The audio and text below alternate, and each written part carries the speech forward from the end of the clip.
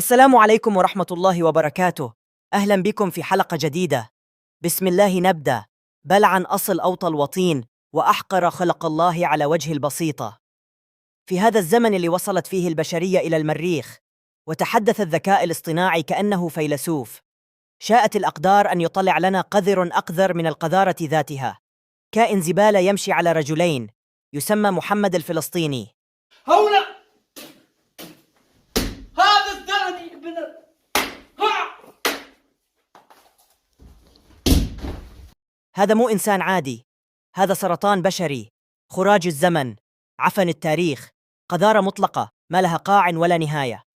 هذا آخر تحديث في قاموس النجاسة والوساخة، والسبب الرئيسي الذي يجعل إبليس يضغط على زر تسجيل الخروج ويستغفر عند رؤية فعائله الخسيسة.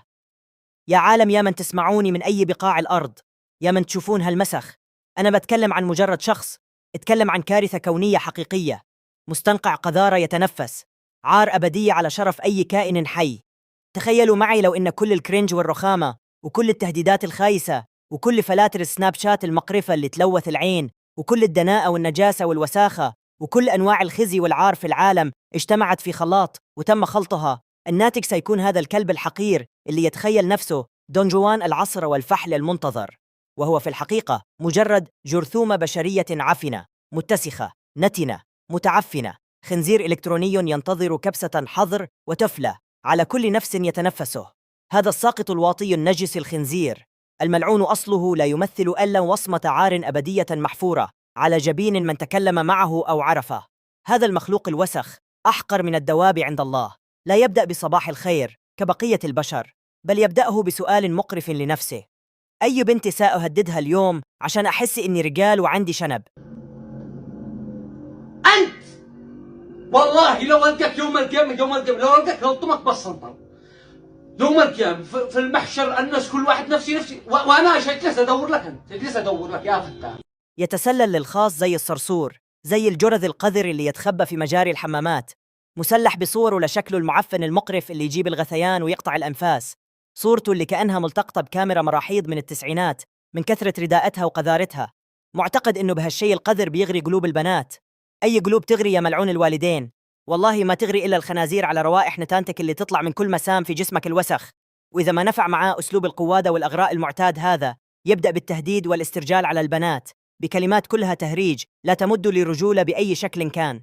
يهدد بنشر صور البنات وهو ما يملك صور أصلا القواد، ويقسم بأغلظ الأيمان إنه يسوي ويسوي ويفعل ويفعل، وهو أجبن وأحقر وأوسخ وأذل من إنه يسوي أي شيء في حياته كلها غير إنه يبل سرواله من الخوف زي الجرو.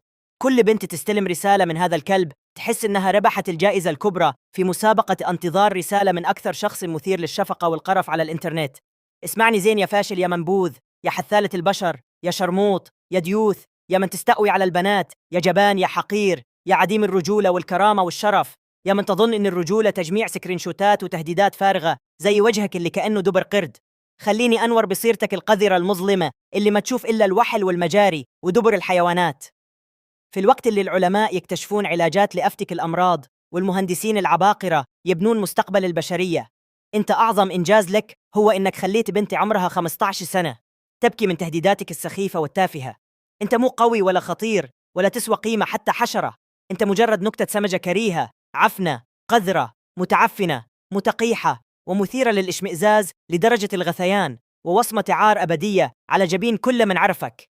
شكلك هذا اللي تستخدمه للإغراء والقوادة لو انعرض في متحف أقذر المخلوقات النتنة والعفنة كان الناس يحسبونه تمثال شمع فاشل لكائن منقرض من آلاف السنين، أو بقايا عفن بيولوجي ناتج عن تحلل الجثة، أو مجرد كومة زبالة عليها 1000 ذبابة، أو حيوان منوي فاشل. أنت حالة دراسية حقيقية في كيف تفقد كرامتك في 3 ثوان وتصير مسخرة مقززة وعار على أهلك وعشيرتك. حتى أقدر الفيروسات اللي في جهازك المعفن تستحي وتتقرف وتنتحر من وجودها بجانبك. لعنة الله على اللي عرفك على النت، وعلى اللي خبرك عن إيمينو، وعلى اللي أعطاك موبايل. يا الزبقال، أنت خليت الذباب أقذر الحشرات يبدو كأنه كائن أرستقراطي نبيل مقارنة بفعائلك وقذارتك اللي ما تنوصف. نصيحتي الأخيرة لك يا شرموط، قبل لا تفكر حتى في تهديد أي بنت شريفة طاهرة، حاول تلقى ذرة رجولة مفقودة فيك، ذرة شرف ضاعت بين الكيبورد وسخافة أفعالك القذرة. حاول تبني لنفسك حياة حقيقية نظيفة، حياة فيها ذرة آدمية بدال ما تبني سمعة زبالة وأضحوكة إيمينو الأولى، ومهرج الفشل الأبدي، وزبالة البشرية جمعاء، والمهرج الرقمي الذي لا يسوى عفطة جزمة. اجمع ما تبقى من ماء وجهك القذر، إذا كان في ماء وجه أصلاً، واحذف كل حساباتك المعفنة اللي تلوث الإنترنت، وريح البشرية جمعاء من هذا التلوث البصري والسمعي اللي سببته.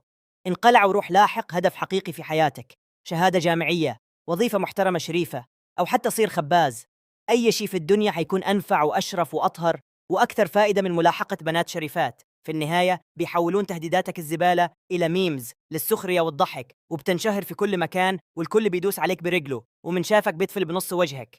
إيمينو والإنترنت كله سيكون مكانا أفضل وأنظف وأطهر بدونك.